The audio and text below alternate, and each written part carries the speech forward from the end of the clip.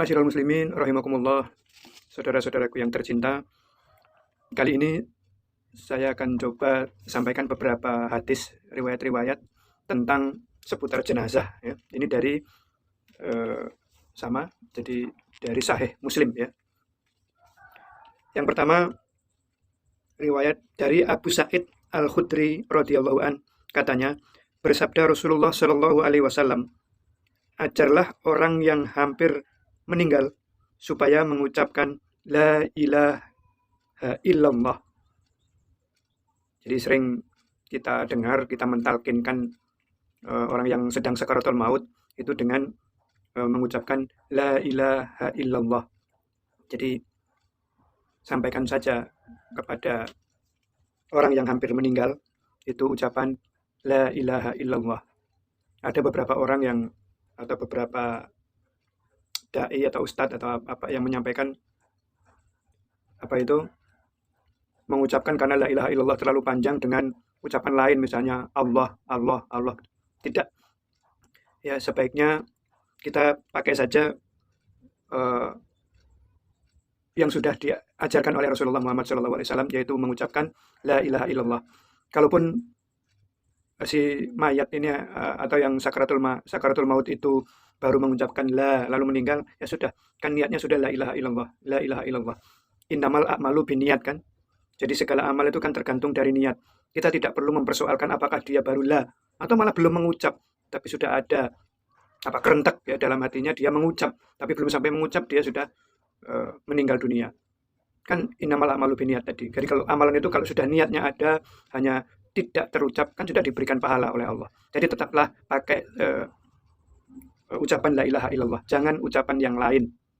Sempurnakan ucapan ini dengan la ilaha illallah. Selanjutnya dari Ummu Salamah, istri Nabi Shallallahu alaihi wasallam, katanya, saya dengar Rasulullah Shallallahu alaihi wasallam bersabda, tiap-tiap orang yang ditimpa musibah kematian, berkatalah ia, sesungguhnya kita di bawah kekuasaan Allah dan kita akan kembali kepadanya. Jadi kita mengucap inna lillahi wa inna ilaihi raji'un itu. Sesungguhnya kita di bawah kekuasaan Allah dan kita akan kembali kepadanya.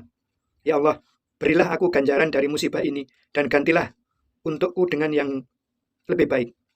Niscaya Allah memberi ganjaran kepadanya dari musibah itu serta digantinya dengan yang lebih baik.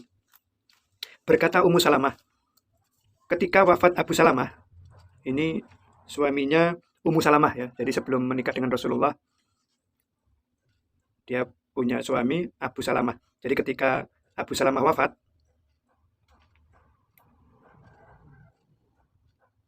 disuruh oleh Rasulullah SAW kepadaku itu seperti yang disuruhkan Rasulullah SAW kepadaku itu. Maka Allah mengabulkan doaku dengan memberikan ganti suami yang lebih baik, yaitu Rasulullah SAW. Jadi maksudnya, tadi kan diajarkan oleh Rasulullah untuk mengucapkan sesungguhnya kita di bawah kekuasaan Allah dan kita akan kembali kepadanya.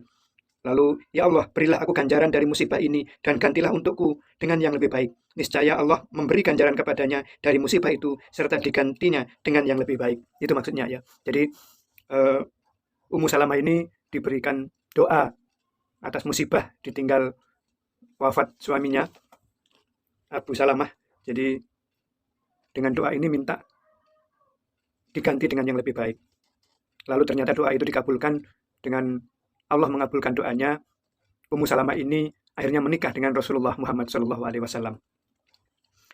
Selanjutnya dari Ummu Salamah, masih dari Ummu Salamah radhiyallahu an, katanya, masuk Rasulullah SAW kepada Abu Salamah sedang matanya terbelalak, lalu dipejamkan oleh Rasulullah SAW. Kemudian sabdanya, roh itu apabila dicabut diikuti oleh mata si mati atau mata si mayit ya. Mendengar itu, hiruk pikuklah keluarga lalu berkata, janganlah kami mendoa kecuali dengan yang baik. Janganlah kami mendoa kecuali dengan yang baik, karena malaikat mengaminkan apa yang kamu ucapkan. Kemudian beliau bersabda, ya Tuhan, atau beliau berdoa ya Tuhan, ampunilah Abu Salamah dan tinggikanlah derajatnya di antara orang yang masih hidup dan gantilah sesudah matinya orang-orang yang tinggal dan berilah ampunan untuk kami dan untuknya, hai Tuhan semesta alam, lapangkanlah dan berilah cahaya dalam kuburnya. Ini doa Rasulullah Muhammad SAW ya. Jadi agar suami Abu Salamah yang meninggal ini ditinggikan derajatnya. Masih dari Ummu Salamah radhiyallahu an katanya, ketika Abu Salamah meninggal dunia, saya berkata, Abu Salamah orang yang merantau dan meninggal di tanah perantauan. Karena itu akan saya tangisi dan ratapi dia. Ketika saya bersedia akan meratap, jadi akan meratap, tiba-tiba datang seorang perempuan desa hendak menemani saya meratap. Jadi bareng-bareng nangis-nangis gitu ya, meratapi si mayat suaminya. Maka Rasulullah Shallallahu Alaihi Wasallam datang kepada perempuan itu sambil berkata, apakah Anda hendak memasukkan kembali setan ke dalam rumah ini sesudah setan itu diusir daripadanya? Perkataan itu diulangi Rasulullah 2 kali. Kata Ummu Salamah, mendengar itu saya tahan ratapanku dan tidaklah saya menangis. Jadi ini syariat yang dituntunkan oleh Rasulullah agar kita tidak meratapi mayat. Ya. Apalagi sudah didoakan Rasulullah. Lalu si Ummu Salamah ini masih akan meratapi. Sehingga